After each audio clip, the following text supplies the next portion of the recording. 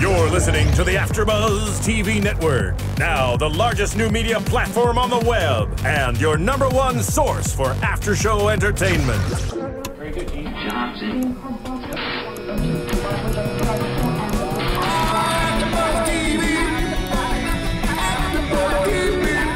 From the AFTERBUZZ Studios in Los Angeles, California, presented by Maria Menounos and streaming live thanks to Akamai Technologies, this is AFTERBUZZ TV's Lost Girl After Show. We'll break down tonight's episode and get you all the latest news and gossip. And now, another post-game wrap-up show for your favorite TV show. It's AFTERBUZZ TV's Lost Girl After Show. Isn't it neat? Oh, yeah. Wouldn't you think my collection's complete? Hey there, Lost Girl Wouldn't fans. you think I'm the girl? The girl who has a rain or death train. Welcome to the Lost Girl After Show here on AFTERBUZZ TV. We're talking about Season 4, Episode 10, Waves. I'm Matt Lieberman. Joining me, as always, fantastic and talented Yael Tygiel's here. Hello, everyone. And, of course, our song choice is an homage to this episode and its use of mermaids, which, actually, thinking about it now, it's almost surprising that it's taken us this long to have mermaids on the show. I thought we had mermaids a long time ago. There was strippers who They were like couldn't- fish fae that were strippers. that couldn't get their tails because he owned their tails instead of their passports. Right, but that's... I don't know. I thought those were mermaids. They're apparently not, because mermaids are the psychos of the sea. Yeah. We also got a lot of great answers on the Bo and Rainer front. Finally. We basically finally get to see all the information that had been kept from us since the beginning of the season about the season itself. You know, it was like that puzzle box that Tamsin and Kenzi were trying to open up last week, the one made out of paper, and you had to do it in the right order, and it's or else random death stuff comes out. Finally, the puzzle box has been opened. We can lay it all out and see, oh, that's what all this was, and we see kind of the genesis of this Rainer romance, and we will definitely talk all about that and whether or not we think it's believable, whether or not we like them together, all the good stuff. But first, we got to talk mermaids and Kenzi and Dyson and Lauren working together as a little threesome team. Yeah, it was kind of like the sidekicks where, you know, we got to give Bo some space, so let's get together and solve crimes. Yeah, let's get together and have an adventure. Exactly. Yeah, and it was very classic. This was like Season 1 Lost Girl, their storyline, except it was sort of like it was Kenzi taking the Bo slot. Kind of. Kind of. I guess there really was no Bo slot. It was like they were all using their special talents, but now together they work well as a fighting force, I guess. At least when you can kill mermaids with tap water, they're a very effective fighting force. It was this great, you know, here's the story of the week. We've got this drama. Someone's trying to kill someone else. People are going missing and losing legs. Right. And then how do we solve it? Oh, no, we're all going to die and get our legs cut off. No, tap water. Tap water. We're safe. Yeah, so we open on... We open on this woman, high-powered executive, getting into the company pool, which may or may not be the pool from Constantine, I was informed. Oh. And she gets into this pool, she's swimming, and there's just something rippling behind her.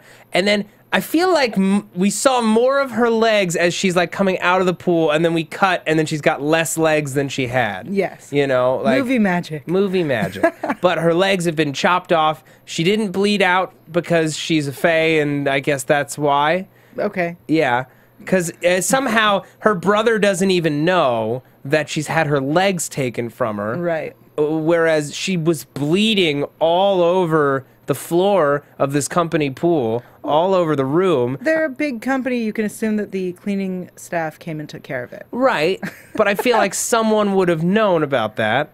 You know, Yeah. it's just, regardless. She finds Kenzi, I guess through the same sort of channels that people used to find Kenzi and Bo earlier in the series. Yeah. And is like, I have a big problem. Someone stole my legs and I need them back.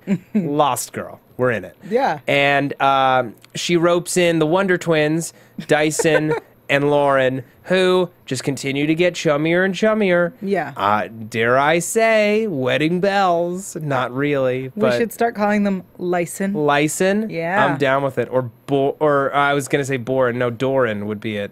I don't know. Doran. Yeah. Yeah. I like seeing these two together. I like them liking each other. Honestly, it's a relief. It's a relief because they're still snipey, but it's in such a good-natured way that I can just relax watching them. I don't feel like they're always at each other's throats.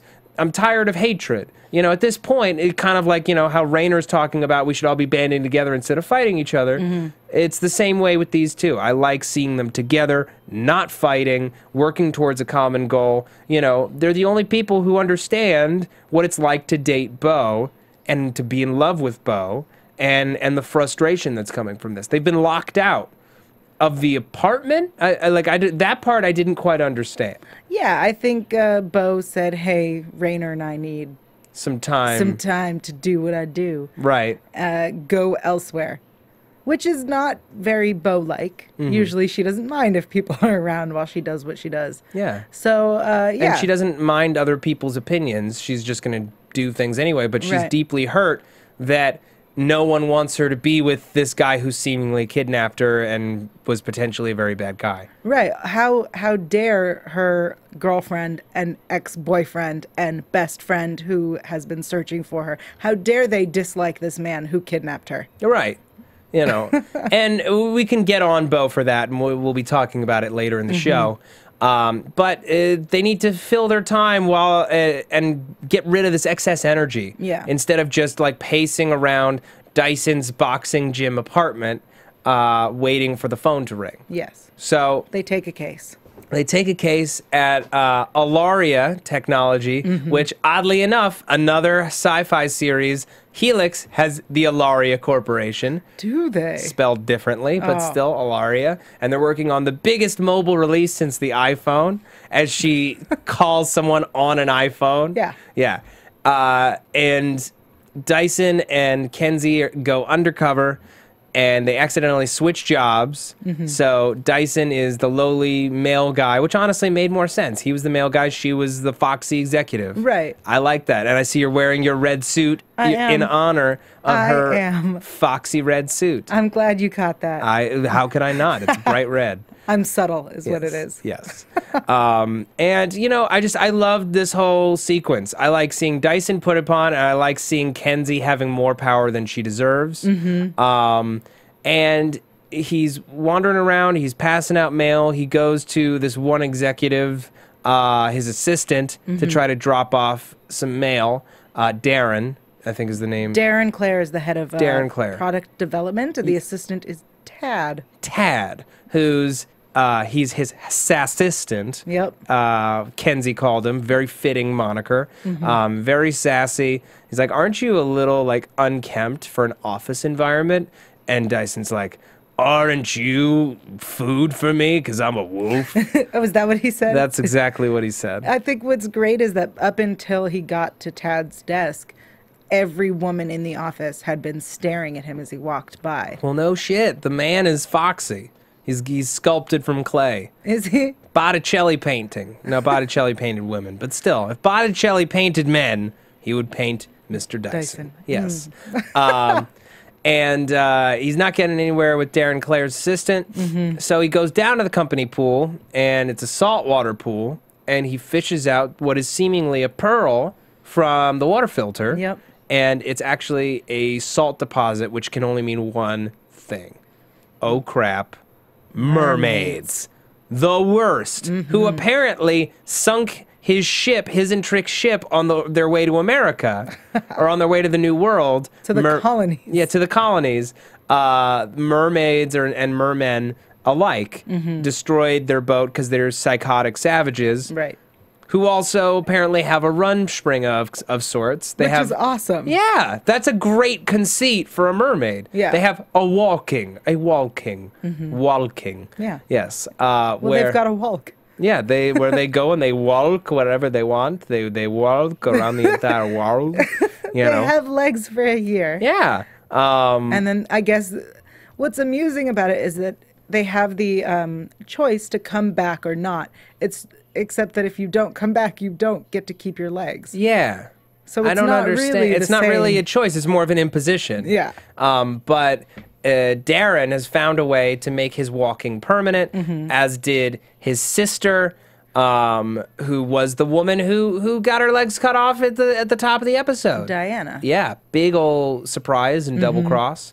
You know, like, this story had a lot of fun specifics, and my favorite thing about it, really, and it's why we opened the show with Part of Your World, is Kenzi's utter fascination and excitement regarding mermaids. Dyson and Lauren tell her that she's got to get out of there immediately. She can't leave because she has wanted to meet a mermaid her entire life. Well, who hasn't? I don't care to meet a mermaid. If someone told you you had the opportunity to meet a mermaid, you wouldn't want to meet them.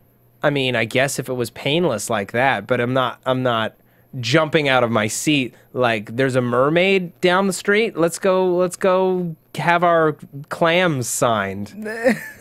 I am off fire today. If someone can be the opposite of on fire, that's what I am. Yeah. Right now. What stuck out to you in this plot line? What did you enjoy? Aside from Kenzi's beautiful red suit, I did love all of her adorable Little Mermaid references. Yeah. I liked the idea. I loved the end reveal where they were 3 siblings that were trying to do this. And that they were all they were all psychotic. Yeah. They were all working together. I loved it was like Creepy Mail or Crazy Mail. It was Creeper Mail. Creeper Mail was the name of a folder in Tad's desk filled with all of these letters from beneath the sea from the third sister. And I love that the third sister shows up and he's like, well, we've got 3 people here. We can take their legs. And she's like, oh, okay. Yeah. Like, sounds good. Perfect.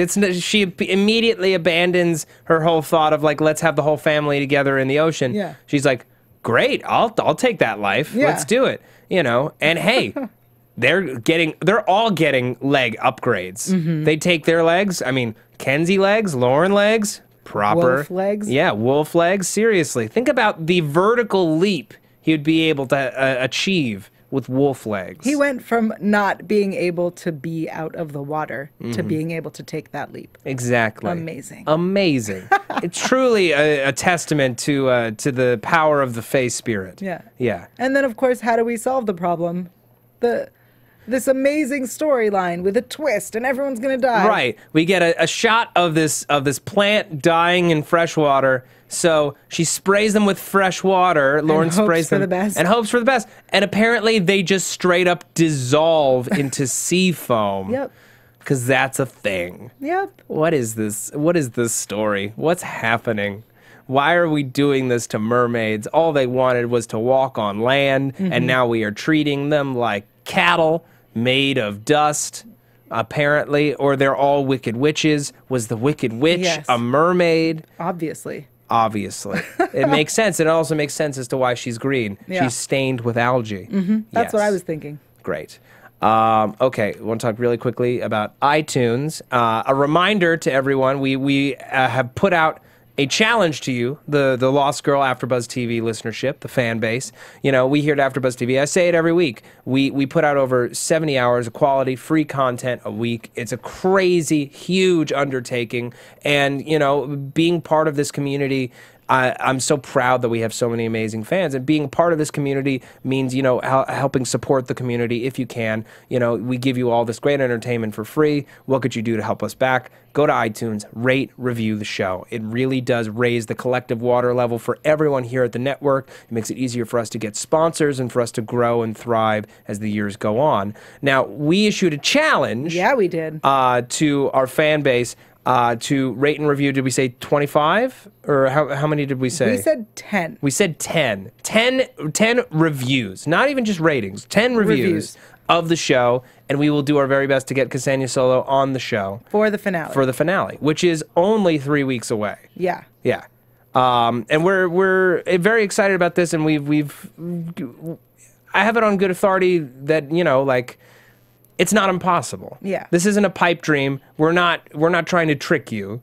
We're just trying to get a little something back. I'm just saying the process has begun Yes. to get her here. Significant steps. All you need to do is review this. You're listening to it.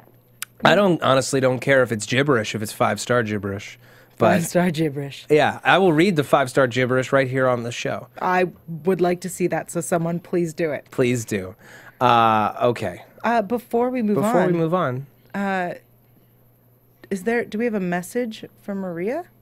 Oh, yeah. So Maria Menounos, Kevin Undergaro, creators of AFTERBUZZ TV, they also have a brand new reality show that's premiering on Oxygen tonight. So we're taping this Tuesday, March 18th, 9 Central on Oxygen. It's called Chasing Maria Menounos. I think we have a message from Maria. Tuesdays on Oxygen. I'm Maria Menounos, and my life can get a little crazy. I host Extra. I'm an actor, producer, dancer, wrestler, and a lot of other things. I live with Kevin, my boyfriend of 15 years. Do you really love me? I would say that I'm in serious like. And my parents. Yep, I just said I live with my parents. You drive me crazy. You drive me crazy. My parents want us to get married. You both love each other. Get married. Kevin and I don't. I am going to get married when I want to get married. I think I want kids. Kevin definitely doesn't want them now. This is being pushed on us. And of course, my parents wanted them yesterday. This year, you gotta have it. And I have a house full of people counting on me financially. If I take my eye off the ball, everything can fall apart. It doesn't matter what anybody else thinks or wants us to do. It's what we want to do. Everyone thinks that they know what's best for me, but I'm really the only one. I have got to figure things out. Chasing Maria Menounos is so new. Every Tuesday at 9 Central, starting March 18th, only on Oxygen. All right. Thank you for that. I hope you check that out because, you know, that show does well. We do well. And also a great thing about that, you get to see a lot of behind the scenes here at AFTERBUZZ watching the show because Maria's, you know, often here helping to manage and run the place. So you also get a little behind the scenes on your favorite after show network. So check it out if you get the chance. One more thing before we move on from this Mermaid storyline is Kenzi's been training to become a shadow thief. Right, and she steals some panties. Yes. Which turn out to be Lauren's panties. Right off of her body somehow. Yeah. Which is impressive. And we want to see this continue. Yeah, I hope this shadow thief thing builds to something amazing, and I hope her stealing panties also continues. Yes, exactly. Okay. So we finally are getting some answers about what happened between Rainer and Bo on the train. You know, he's kind of settling into life at the abandoned factory that they live in, wherever it is that they live. Yeah. And he just is all swooning and hunky and wearing no shirt and just being like, you know, like it's, you have to understand, you know, they were never going to react the way that we wanted. And she's like, I know, but I wish, yada, yada. Yeah. They're still trying to figure things out. They're like any new couple does, you know. You tell everyone that you're each other's destiny. Now you have to back that up. What does this mean? Who are we? And they start kind of going over what happened. Well, the episode first starts with Bo and, you know, looking at herself in the mirror, and he comes up and she's thinking about all these things that her friends have said, and he said it had to be done. And she has what looks like a bruise or a scrape on her face. Yeah, it looked almost like blood. Like for a second, they were hinting that she had like killed them all or something. Yeah. Yeah, which is crazy. Right. Unless everything that we're seeing between the two of them happened after they went and killed the Unamens. So my belief of how this episode went was we started and then we did like 24 hours earlier, which was actually here's, you know, what happened on the train all those months ago, building up to how we got to her looking in the mirror with blood on her face. Right. The very first thing that they do after telling everyone that, you know, Rainer's here and that he's good and that they belong together is they went to visit the Unamens, and we're going to get to that in a second. I want to talk about the train first. Right. So we finally see what happens moments after Bo is kidnapped at the end of season 3. She pops up on the train. She is pissed off. As she should be. As she should be. And she immediately, you know, barges in on our wanderer, Rainer, who's playing the damn song on the record player, and she pulls out a knife, and she's like, "Take me home, you sadistic son of a bitch," or something like that. Yeah. And he's like, listen, lady, I don't know who you are. You're just yet another woman. I don't care. You know, do you want to like pretend that we're going to fall in love, or do you want to just get off at the next stop? Thanks. You know, he's a brooder. And we know our lady likes brooders. She does. She does. Who doesn't? It's magnetic. Is it? Sometimes. All right. When you got abs like that, it's magnetic. Touche. Yes. I need to get me some magnetic abs. Yeah. Yeah. If I was designing a video game, that would be a weapon, is magnetic abs. I and love then it. You capture a bunch of metal and then you release it by doing like a pelvic thrust. That'd be hilarious. If there was a Lost Girl themed, like Super Smash Brothers style game, that would be his power. Is magnetic abs. I think that would be most of the guys on the show's power. Well, I mean, Dyson becomes a wolf. You Whatever. can't really do like forethought as like a visual power. Touche. Yes. All right, so somebody make this game. Yeah. Someone make this game, make it happen. Yeah. So, he has no interest in her. He doesn't want her there, and she's just kind of confused. Well, it seemed like he's been on this train for a long time. He doesn't know why he's there. He doesn't know why he's there, and girls keep popping up because somebody needs to bring him what he's looking for. Right. This ultimate evil that told Tamsin to find Bo. Right. Which is not the Wanderer. Potentially that evil guy is her father. Right. You know, so every once in a while a woman just pops up on this train. And I think what was really interesting is that he turns around and goes, another brunette.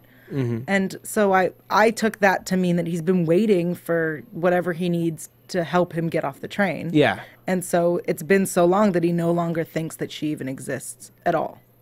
Well, I mean, as Tamsin said episodes ago, it seemed impossible that someone like that would exist. Right. You know, and now he's just looking for variety, but instead he just keeps getting these brunettes, you know. Nothing wrong with brunettes. Nothing wrong with brunettes at all, but I'm just saying, you know, a couple 100 years of brunettes, you might want a strawberry blonde every once in a while. Touche. Touche. I like all the touches this week. Yeah, it's happening. Yeah. So she kind of confronts the handmaiden woman making her return, her glorious return to Lost Girl. And she lays out a nice dress for her, and she's like, you know, we've got this weird Beauty and the Beast type situation going on, where he's not actually a beast, but like we even get like the East Wing moment where she opens up the bell jar. Which, you know, in Beauty and the Beast, it's a rose. Here, it's this preserved butterfly that she brings back to life. And then she leaves the room, and then he roars, basically like Beast. Yeah. And it's silly. It's silly. It was a Disney-filled episode. We had the really Little Mermaid, was. Beauty and the Beast. Yeah. And, like, we appreciate that. But you have to admit, the roar was silly. The roar was silly. The fact that he threw a tantrum at that moment was silly. Right. It just didn't make sense. It didn't make any sense. And that was the moment when I thought, she's going to fall in love with that? Yeah. Like, he seems like he's unhinged if that threw him, like, upset him that much. He seems like kind of a spoiled baby. I mean, I know he's been trapped on a train for forever and has missing parts of his memory. Right. But still, he's just so incredibly reactionary. I like their dinner scene because I feel like Bo's softening towards him felt slightly justified. She is someone who she hates the governing body and the way that the Fae is set up. She's someone who had to deal with a lot of terrible stuff in her life. And it seems like at every turn, she's forced to do something else. She's forced to fight the Garuda. She's forced to do her dawning, you know, decades, centuries before she's really supposed to. So that this guy, he didn't even want her there. He didn't even want to be there. He doesn't even remember why he's there. He's just stuck. It resonates with her. And she realizes that he may not be a terrible person. Right. Or at least like that door is open just enough of a crack that she wants to hear what else he has to say. Yeah. And it's a beautiful dinner spread. It's a shame that we didn't get any sauce. But I wanted to know what dish he was eating specifically that he wanted sauce for. I assumed it was the pot roast. I wanted to know where the food came from. Yeah, because that's what I wanted to know. They're on a death train. Yeah. Who is the handmaiden? Where did she go? Who else is on the train? Because at one point, he's playing the organ in her room. Right. Bo comes in and says, "Oh, just let yourself in." Where was she?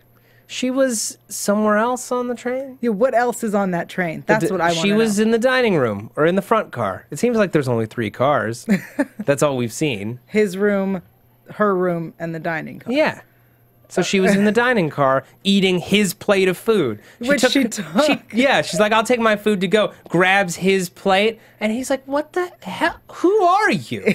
You know? And it was in that moment that he fell madly in love with her. Exactly. She stole his food, and now nothing will be the same. Exactly. Yeah. I loved when she finally found out what his powers were, because we are always wondering what his powers are. Yeah. And he used to have the foresight in battle. Mm-hmm. He could see what his enemies were doing before it happened.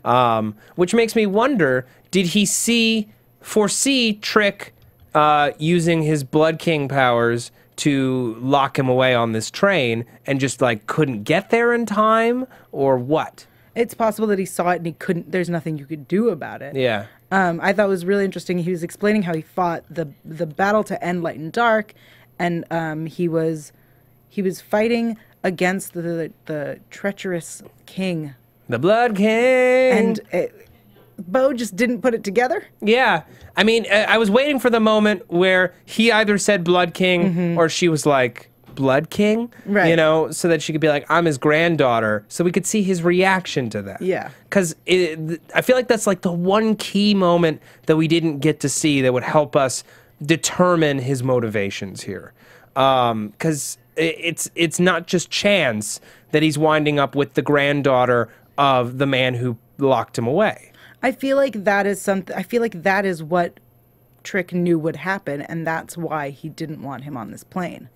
That's I don't know where I came up with that. I don't know if it was ever said or I just made that up. But I always felt like the reason, aside from him battling Trick, he knew that he would end up with Trick's granddaughter, and so Trick said, "Look, if you're no longer on this plane, you don't exist. Then you'll never meet her, and it will never be your destiny, and you'll never overthrow me." I like this. I can't think of where that came from. I may have made that up. Yeah, I figure, I mean, this is back in like bad Blood King days where he locked him away because he defied him. Right. He was, he was Rainer the Defiant. Defier. Yeah, the Defiant, And the fact is, he was just trying to preserve his rule. It's the same reason why he ended the war and created the peace, is so that he wouldn't be overthrown. The more I learn about old Trick, the more I'm concerned. Yeah. The more I'm concerned, because concerned and excited, and I'll tell you why.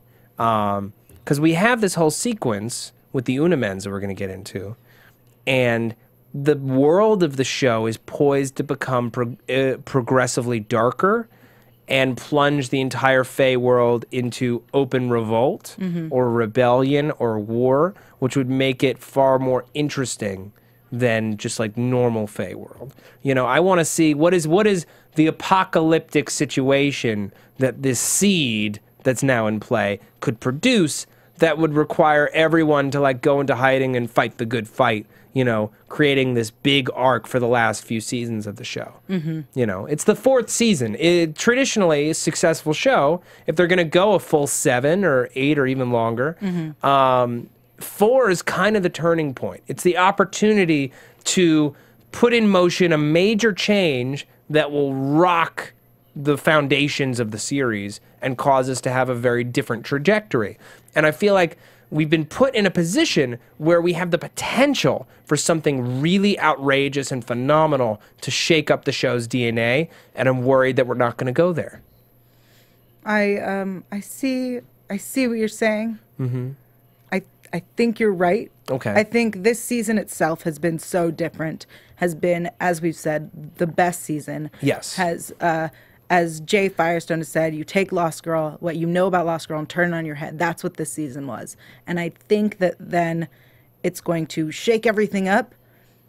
And sadly, I feel that it'll probably just go back to normal. No! But I'm a pessimist. I know. And there's nothing wrong with pure normal Lost Girl. It's why we like the show.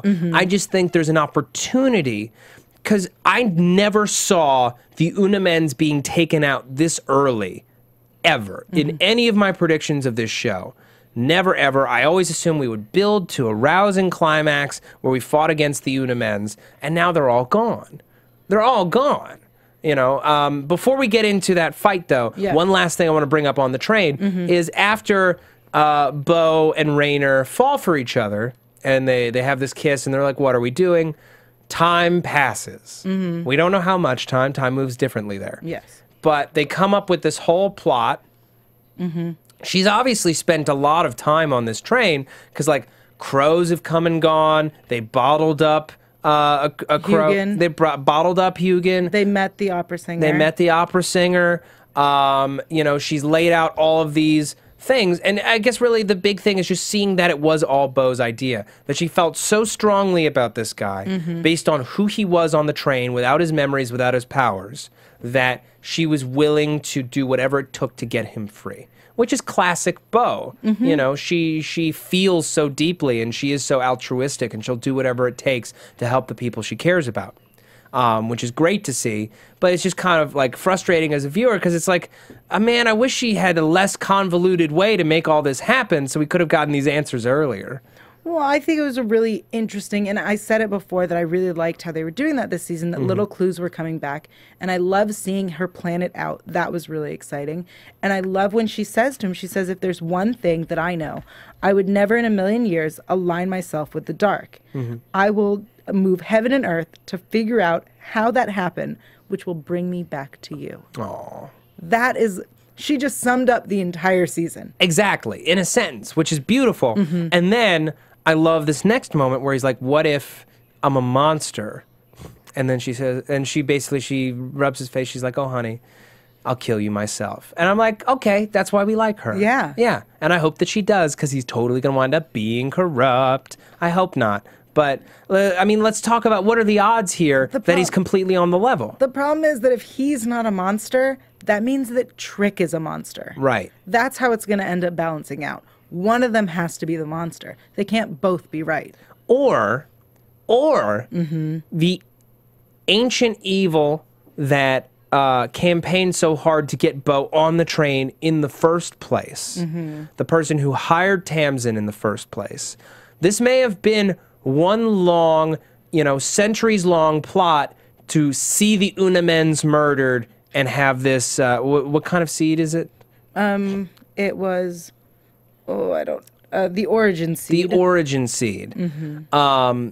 Because only Raynor would have the inclination and the power through his forethought to be able to fight the Unamens, and the woman that he would be paired with would be strong enough to be able to help him and finish them off. So I feel like that was the most chilling thing in the episode, is this hand reaching down to grab this thing at the very end.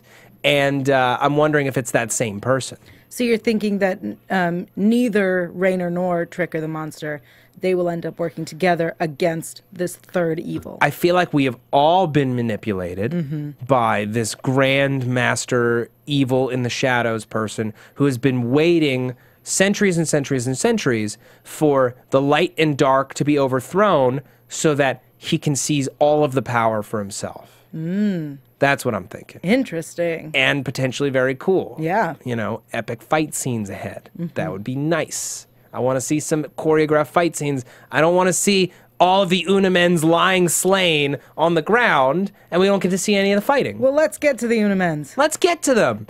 You know, Bo and Raynor approach them, and Tilda Swinton, once again, is just like, you know, succubus, you have done us wrong. You have committed treason, and now everyone will die.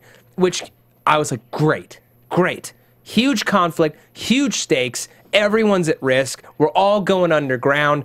big old future war, like Lost Girl meets Terminator. Like I'm just imagining like the Terminator Human Resistance, but it's like all of the like good fae, light and dark together, banding together to fight off this oppressive regime, and then they start fighting, and Raynor gets his power of forethought back. Yep. And he's able to tell her in the moment what to do in this fight. But Tilda Swinton can also hear everything that he's saying. So why doesn't she change her tactics? So here's my theory on that. Okay. Is that, yes, he can see what's going to happen, and he warns Bo, duck, block, kick, and somehow it's over. I think the idea is that he can see what's going to happen, and because he can see it, it cannot change. So while Tilda could hear, you know, the duck, she couldn't do anything about it. Yeah. I like that. I like that a lot. You know, but also, what kind of sneak attack was it going to be when Bo says, Raynor, now? Like, it's that there's no surprise there. It's like, now what? And then he throws a card, and she just blocks it. I was really impressed and stunned that the Unamens were taken out with 3 episodes left to go. Yeah. Because it means that we do have a grander mystery at work, and who is this evil that sent Bo to the train in the first place? You know, who told Tamsin to find her? Who's after the origin seed? Who's really pulling all the strings here? Exactly. And how long have they been pulling the strings? Have they been pulling the strings for the entire course of the series? It's all very, very exciting. Well, what's interesting about the Unamens being gone is there's still so many questions about them that I don't think we're ever going to get answers to. I feel like now that they're gone, it's going to be done with them and how they work. Yeah. And I know that they had, in the episode where Dyson was being framed for murder, the guy who framed him was part of the Unamens. Yeah. So is that ever going to be brought back up? I mean, it was relevant to the Hell Shoe, which we still haven't found. Right. We're still missing the other Hell Shoe. And, you know, yeah, we got a lot of stuff that we still got to deal with. I feel like that guy is dead. Whatever his motivations were for framing Dyson, all the Unamens are just dead now. All right. Yeah. It's possible that he's dead. It's possible that he was there. He was in the pile of bodies. Was he? Yeah. I'm so frustrated. Oh, don't be. I want to know. I know. That's been our edict for this entire series. We've been getting more knowledge this year than ever before. Yep. So we can't complain too much. Touche. All right. I said it again. I think it's time. I love it. Time for predictions. And now, your AfterBuzz TV predictions. All right, Yael. We got 3 episodes left. We got 1 Hell Shoe in play, another one off in the ether. We got a creepy hand reaching towards an origin seed. That has all the power of the Unamens. All of the power. All of it. All in one place. What's happening next week? What's happening the rest of the season? Give me your picks. All right, here's what I think. All right. The other Hell Shoe will not be discovered, and it will come into play next season. I think it's going to move over. I think there's going to be a really hot, awesome battle between Dyson and Raynor. Couldn't be just a hot battle? It's going to be a really hot battle. Yeah. Because it's going to be shirtless and growling and stuff. Exactly. It'll be totally just a weird shirtless sweat battle. Yeah. And whoever sweats more wins. Exactly. Yeah. I think it will have some awesome witty commentary from Bo and Kenzi, obviously. Lauren will be unimpressed. And I think we're going to start disliking Trick for a bit, and we still have to find out who's going to die. I still think someone's going to die this season, and hopefully, I hate saying it, but hopefully stay dead, because I think someone dying and then coming back to life would be kind of a bummer. Yeah. Stick with your deaths. Don't cheat. We also still have to pay off the Lauren Ebony kiss and the peeling off of the plastic lips and whatever she was trying to do with that. I hope that scene I want to watch. Yeah, that scene I want to watch a lot. And it's strange to me that it happened so long ago. We haven't touched on it yet.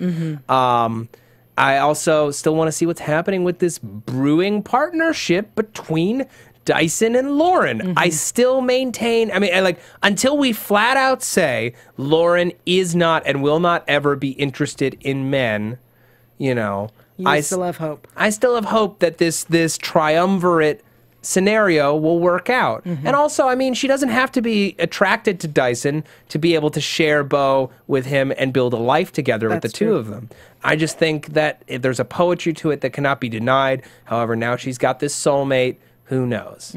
All right. I want to thank everyone for watching, downloading, streaming, listening. It's been a pleasure. Yael, where can the people find you? The people can find me online at yael.tv. That's YAEL.tv. And on Twitter, Instagram, and YouTube at Yael Tygiel.